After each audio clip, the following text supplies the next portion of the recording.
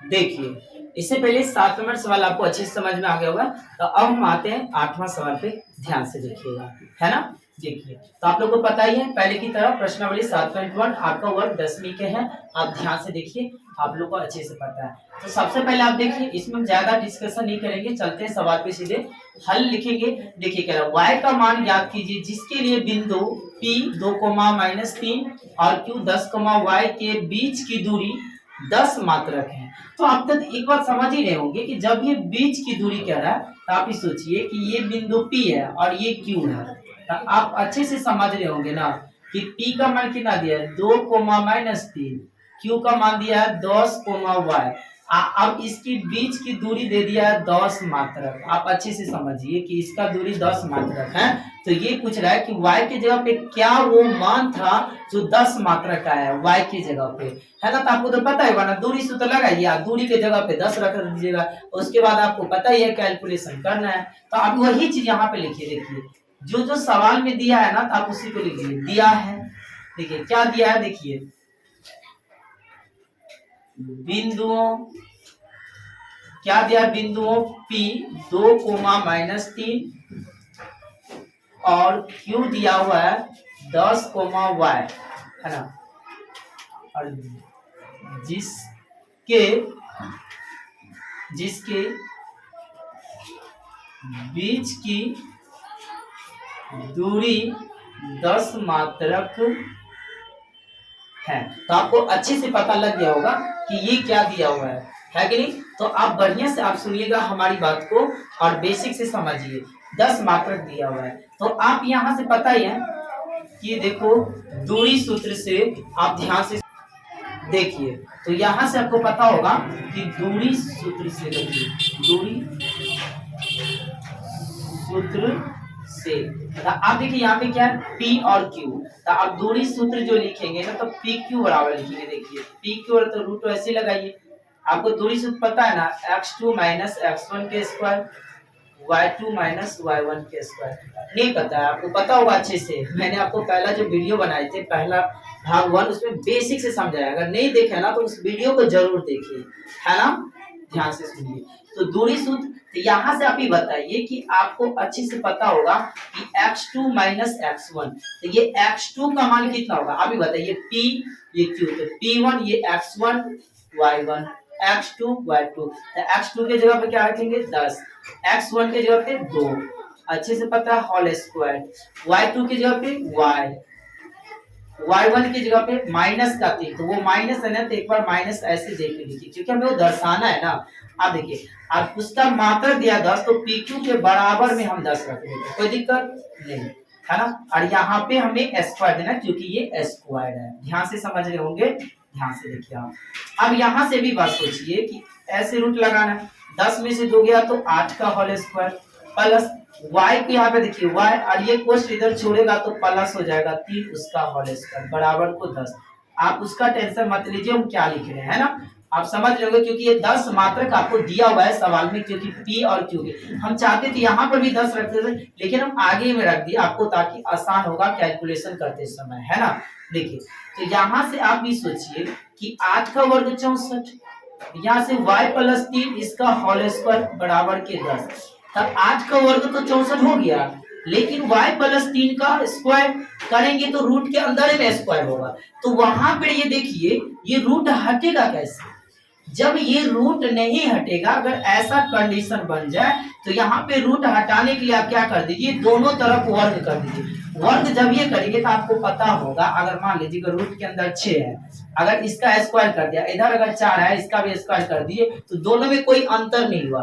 तो स्क्वायर जब ये होगा तो स्क्वायर से ये रूट कट जाएगा, तो उससे क्या होगा, हमें रूट बाहर हो जाएगा। तो हम यहाँ पर वही चीज को लिख देंगे कि दोनों ओर वर्ग करने पर, आप आराम से समझिए, वर्ग करने पर। आप सवाल को बड़ा देख के मत सोचिए, है ना। अगर आपको ये वीडियो पसंद आ रहा है तो आप लाइक सब्सक्राइब जरूर करें, है ना। ध्यान से देखिए। तो यहाँ पे जब ये वर्ग करेंगे तो आप देखिए, ये रूट के अंदर लिखिए क्या लिखा, देखिए 64 + y + 3 उसका होल स्क्वायर, इसका स्क्वायर कीजिए और 10 का भी स्क्वायर कीजिए। जब ये स्क्वायर आता है समझिए स्क्वायर से ये रूट चला गया है ना, तो इसका मतलब क्या बच गया यहाँ पर आप सोचिए 64 प्लस y प्लस 3 का होल स्क्वायर और बराबर ये होल स्क्वायर एक अलग है ना, ये पूरे का स्क्वायर दिए थे ताकि स्क्वायर से ये चला गया। 10 का वर्ग हो जाएगा 100। अच्छे से समझ में आ रहा होगा।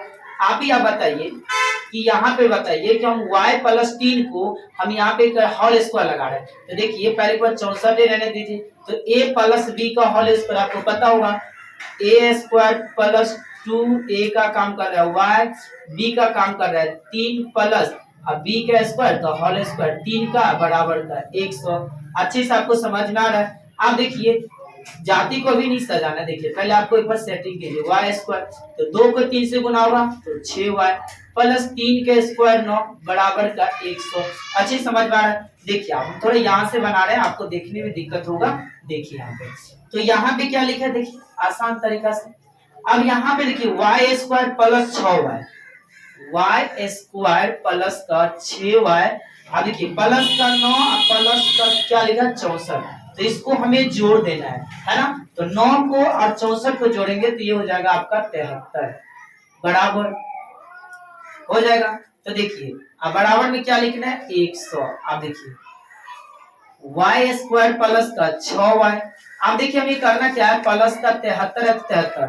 अब देखिए एक बात यहाँ पे सोचिए कि 73 अब बराबर के इधर वाला हम कर देंगे इधर तो 100 आ जाएगा बराबर के 0 है ना, क्योंकि हमें इधर करना है, क्योंकि आपको पता होगा कि द्विघात बहुपद के टर्म बन रहा है यहाँ से। तो y स्क्वायर प्लस का 6y, आप देखिए प्लस में 73 माइनस में 100 तो ये घटेगा, तो 0 में से ऐसे घटाइए 100 में से 73 के घटा लीजिए, साइन लगेगा बड़का संख्या से दे दीजिए माइनस, तो यहाँ पे घटाएंगे इसको कितना होगा 27 बराबर के 0। अच्छे से पता होगा क्योंकि बड़का संख्या में से छोटका संख्या घटाइए और साइन लगेगी बड़ी संख्या।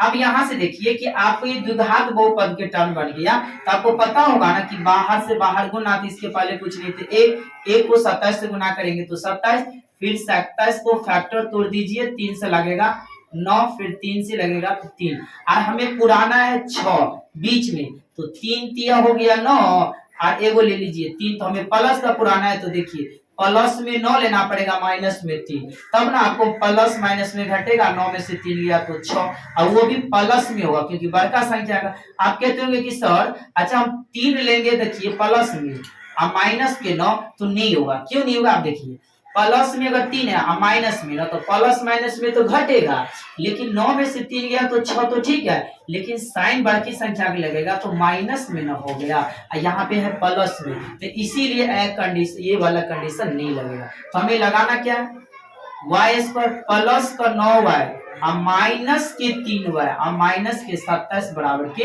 0।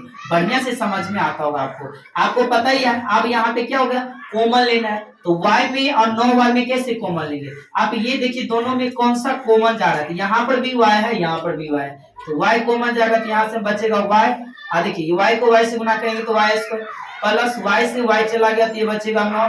आप देखिए इन दोनों में कौन सा संख्या काटेगा, तो 3 इसको भी काटेगा 3 इसको भी काटेगा, इसका मतलब माइनस का 3 कॉमन लीजिए, और यहाँ पे देखिए माइनस 3 को y से करेगा तो माइनस y बचेगा प्लस का और माइनस के, और ध्यान से यहाँ पे देखिए आप यहाँ से, तो यहाँ पे माइनस का 3 लिए था, माइनस का 3 y को तो माइनस 3, अब 3 में और 9 में देखिए तो माइनस का 3 और यहाँ पे 9 को काटेगा 3 से 3 9 में 27, आपको पता होगा माइनस को माइनस में काटेंगे तो प्लस में।